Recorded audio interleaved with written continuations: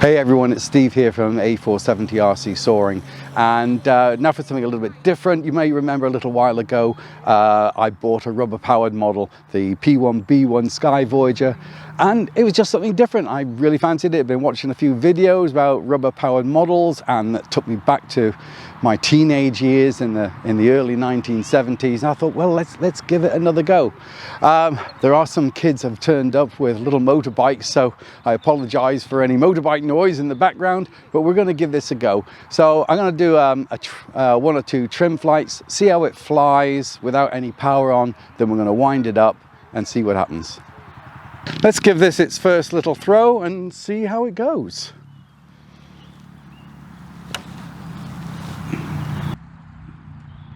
Oh wow.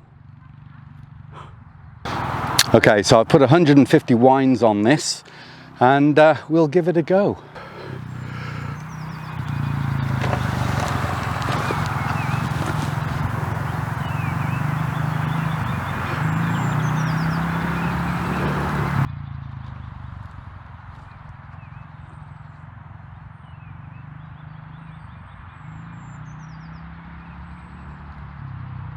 Okay, so that wasn't bad. I did set a little bit of right rudder into there, but it just still seemed to go straight. So we'll try it again, see what happens. I've put 250 turns in.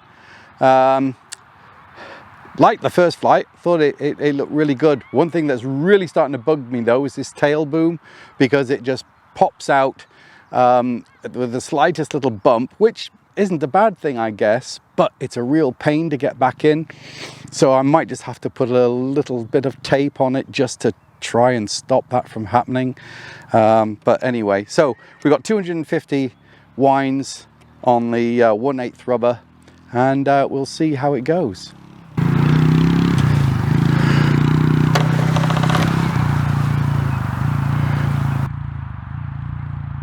Oh, boom's a bit crooked.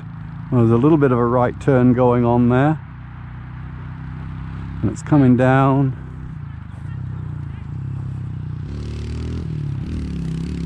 And the boom stayed on that time.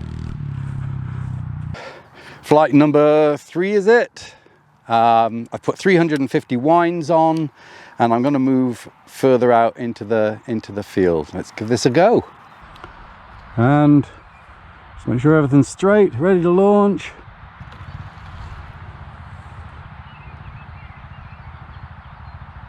I got right rudder dialed in. It's only just starting to turn. Not getting much in the way of height.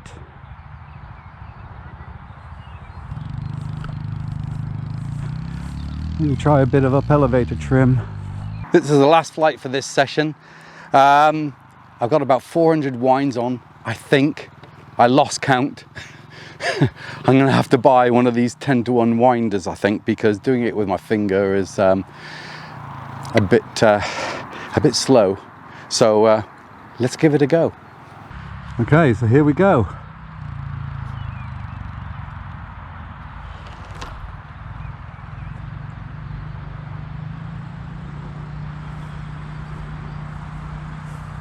Ooh, that looks a bit better. That's a lot better.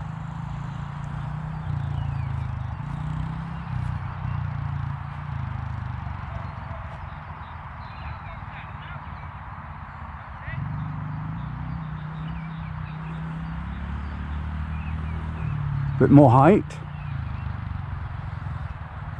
Maybe a little bit nose heavy. Ooh.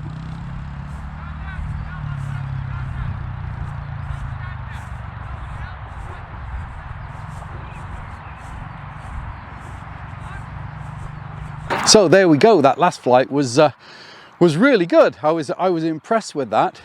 I'm going to have to get myself a winder just to speed up the winding up of the motor. I think that was about 400 winds, and when you're doing that with your finger, you know, it's a bit of a pain.